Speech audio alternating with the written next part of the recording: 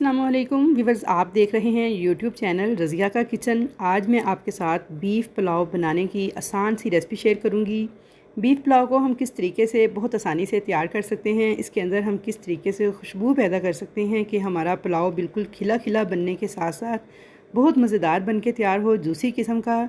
तो बीफ़ को हमने किस तरह से गलाना है कि इसका रेशा कैसे नरम करना है, चावलों के अंदर कितनी क्वांटिटी में पानी ऐड करना चाहिए कि हमारे चावल बिल्कुल खिले खिले और जूसी बनकर तैयार हों, कितने चावल होने चाहिए, इसमें पानी की मिकदार कितनी होनी चाहिए, गोश्त की मिकदार कितनी होनी चाहिए, तो इसके बारे में मैं आपको मुकम्मल गाइड करूँगी।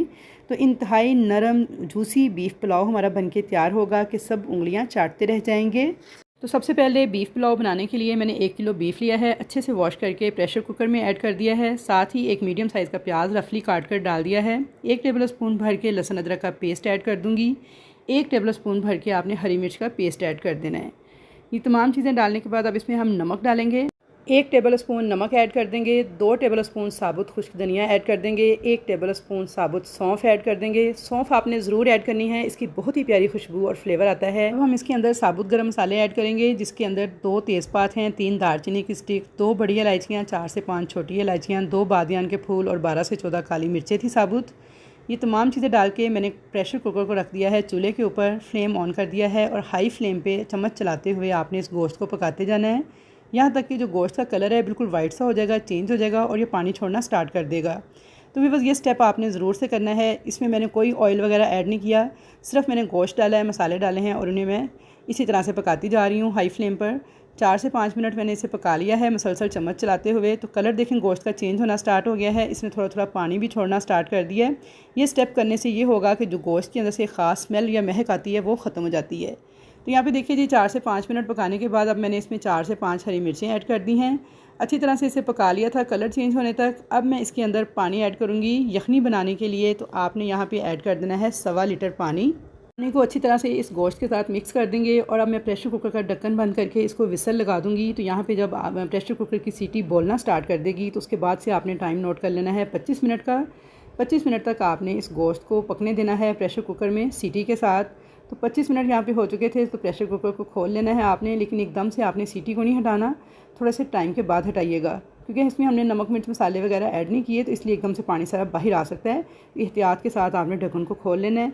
यहाँ पे देखिए सारी स्टीम को रिलीज़ करके मैंने ढक्कन को खोल लिया था 25 से मिनट के बाद। और यहाँ पे मैं आपको गोश्त चेक करवा दूँ तो ये देखिए माशाल्लाह से कितना ज़बरदस्त गोश्त गल चुका है, हाथ लगाते ही टूट रहा है। यहाँ बहुत ज़्यादा गर्म था तो मैं आपको चम्मच से तोड़ के दिखा देती हूँ। तो ये देखिए बिल्कुल रेशा इसका सॉफ्ट हो चुका है और ये गोश्त जो है हमारा ये परफेक्टली गल चुका है। अब हम क्या करेंगे, इसमें से गोश्त की बोटियाँ अलग कर लेंगे और जो बाकी यखनी है उसे हम छान के अलग कर लेंगे। तो ये आपने गोश्त और यखनी को अलग अलग कर लेना है। तो यहाँ पे देखिए जी, जो गोश्त की बोटियाँ थी ये मैंने सारी चम्मच की मदद से निकाल ली थी। यखनी को मैंने छान लिया था, छान के जो मसाले वगैरह हैं उनका सारा असर यखनी में आ चुका है, उसे अब चाहे वेस्ट कर दें। अब सिर्फ हम इस यखनी को इस्तेमाल करेंगे चावल पकाने के लिए। तो चलिए अब अगला स्टेप शुरू करते हैं। अब मैं यहाँ पे एक कढ़ाई के अंदर लिया है कुकिंग ऑयल आधा कप। इसके अंदर एक बड़े साइज़ की प्याज इस तरह से बारीक काट के ऐड कर दी है। प्याज को हम लाइट सा गोल्डन कलर आने तक ब्राउन कर लेंगे। तो यहाँ पे देखिए प्याज का कलर लाइट ब्राउन आ चुका है। अब मैं इसके अंदर डाल दूँगी 1 टेबल स्पून भर के लहसुन अदरक का पेस्ट और इसे भी 1 से 2 मिनट तक फ्राई कर लेंगे प्याज के साथ, ताकि लहसुन अदरक की जो कच्ची स्मेल होती है वो ख़त्म हो जाए। यहाँ पे मैंने थोड़ा सा यखनी वाला पानी ऐड कर दिया था ताकि प्याज हमारा जलने ना पाए और लहसुन अदरक जो है वो अच्छी तरह से पक जाए। अब मैं इसके अंदर डाल दूँगी कुछ साबुत गरम मसाले। तो जिसमें देखिए जी 10 से 12 काली मिर्चें हैं, 2 बड़ी इलायचियाँ, 2 छोटी इलायचियाँ, 2 बादियान के फूल और 2 दालचीनी की स्टिक्स हैं। इन्हें डालने के बाद साथ ही मैंने गोश्त ऐड कर दिया है जो कि हमने बॉईल करके रखा था। तो हाई फ्लेम पर गोश्त को आपने 1 से 2 मिनट तक अच्छी तरह से भून लेना है प्याज और लहसुन अदरक के साथ। चाहें अगर यहाँ पे आपको लगता होगा महसूस हो प्याज, तो यहाँ पे थोड़ी सी यखनी आप मज़ीद ऐड कर सकते हैं।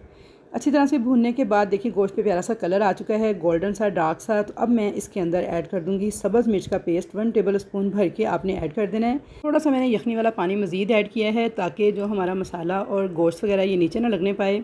अच्छी तरह से भूनते हुए 4 से 5 मिनट तक आपने गोश्त को पका लेना है लहसुन अदरक और प्याज के साथ। तो यहाँ पे आपने प्याज को बहुत ज़्यादा डार्क ब्राउन नहीं करना, बस लाइट सा जब इसका कलर आएगा तो आपने इसमें ही ऐड कर देना है लहसुन अदरक का पेस्ट और साथ ही ये गोश्त। तो यहाँ पे देखिए गोश्त का कलर बिल्कुल लाइट सा गोल्डन सा हो चुका है, बहुत प्यारी सी खुशबू आने लगी है। अब मैं इसके अंदर ऐड कर दूँगी 4 बड़े साइज़ के टमाटर थे जिन्हें मैंने इस तरह से बारीक काटा हुआ है। अच्छा, मैंने यहाँ पे फ्रीज़ किए हुए टमाटर थे जिनको छील के काट के फिर ऐड किया है। तो आप चाहें तो छिलके समेत भी ऐड कर सकते हैं। तो यहाँ पे अच्छी तरह से मिक्स कर लिया था टमाटरों को मैंने। अब मैं इसके अंदर कुछ स्पाइसेस ऐड करूँगी। तो स्पाइसेस में देखिए सबसे पहले मैंने डाल दिया है भुना कुटा हुआ धनिया 1 टीस्पून के बराबर, काली मिर्च का पाउडर 1 टीस्पून के बराबर। बहुत ज़्यादा मसाले हम ऐड नहीं करेंगे, सिर्फ ये 2 सिंपल मसाले इसमें जाएंगे। साथ ही हम इसमें आधा कप दही ऐड कर देंगे। दही को अच्छी तरह से बीट करके फिर ऐड कीजिएगा और अब अच्छी तरह से भूनते हुए आपने पकाते जाना है यहाँ तक कि दही का और टमाटर का सारा पानी खुश्क हो जाए, गोश्त जो है अच्छी तरह से भुन जाए और इसमें से ऑयल सेपरेट होने लगे। तो मीडियम फ्लेम पे आपने चम्मच चलाते हुए इसे भूनते हुए पका लेना है। कम से कम 10 मिनट तक इस स्टेज पर आपने अच्छी तरह से इस गोश्त की भुनाई करनी है। तो फिर ही मज़ेदार सा जो पुलाव है वो बनके तैयार होगा आपका। यहाँ पे 10 मिनट तक मीडियम फ्लेम पे मुसलसल चम्मच चलाते हुए मैंने अच्छी तरह से गोश्त की भुनाई कर ली थी। दही और टमाटर का सारा पानी खुश्क हो चुका है, ऑयल इसमें से सेपरेट होने लगा है। तो अब मैं इसके अंदर वो यखनी ऐड कर दूँगी जो कि हमने बना कर रखी थी। तो यहाँ पे मैं 1.5 गिलास चावल तैयार कर रही हूँ, तो उस हिसाब से मैं इसके अंदर 3 गिलास पानी ऐड करूँगी। अब आपने यखनी को भी मेजर कर लेना है। तो यहाँ पे मेरे पास 2 गिलास यखनी बची थी, जो 1 गिलास कम था वो मैंने पानी सादा ऐड कर दिया है। अब हम इसमें चावलों का नमक ऐड कर देंगे 1 टेबल स्पून। जो गोश्त का नमक था वो पहले ऐड किया था, अब हम चावलों का नमक ऐड कर रहे हैं 1 टेबल स्पून। अच्छी तरह से मिक्स कर देंगे और इसको एक उबाल आने देंगे। एक उबाल आने के बाद आपने इसके अंदर चावल ऐड करने हैं। तो यहाँ पे मैंने कच्ची बासमती के चावल थे मेरे पास 1.5 गिलास, जिन्हें मैंने 20-25 मिनट पहले भिगो के रख दिया था। तो यहाँ पे मैंने 4 से 5 सब्ज़ मिर्चें ऐड कर दी थी, इनकी बहुत ही प्यारी खुशबू आती है पुलाव में से। और अब मैं इसमें चावल ऐड कर दूँगी जो कि 25 मिनट पहले मैंने भिगो के रखे थे। बिल्कुल नॉर्मल से कच्ची बासमती के चावल हैं जो आम हम घरों में पकाते हैं, कोई स्पेशल ब्रांडेड चावल नहीं है। यहाँ पे चावलों को अच्छी तरह से मिक्स कर देंगे पानी के साथ और अब हाई फ्लेम पे इसे पकने देंगे। जब यहाँ पे देखिए चावलों का जो पानी है तकरीबन 90% तक सारा ड्राई हो चुका है, चावलों में बिल्कुल थोड़ी सी कसर बाकी है। तो अब आपने क्या करना है, अच्छे से एक दफ़ा इसे मिक्स कर लेना है बिल्कुल हल्के हाथों के साथ। तवा रख के आपने चावलों को दम लगा देना है पूरे 12 मिनट के लिए बिल्कुल लो फ्लेम पर। तो यहाँ पे देखिए जी तवा जो है उसे मैंने चूल्हे पे रखा हुआ था गर्म होने के लिए। तो आपने गर्म तवे के ऊपर ही चावलों को रखना है और बिल्कुल लो फ्लेम पे 12 मिनट के लिए दम लगा देना है। तो यहाँ पे 12 मिनट हो गए थे तवे पे रख के चावलों को दम लगाए हुए। तो चलिए हम चेक कर लेते हैं। तो ये देखिए माशाल्लाह से बहुत ही खुशबूदार किस्म का हमारा बीफ पुलाव बन के तैयार हो चुका है। पूरे किचन में खुशबुएँ इसकी फैल चुकी हैं और ये देखिए इंतहाई नरम मुलायम और जूसी बन के तैयार हुआ है। बिल्कुल चावल पके हुए, एक एक दाना खिला हुआ खुशबूदार किस्म का हमारा बीफ पुलाव बन के तैयार है।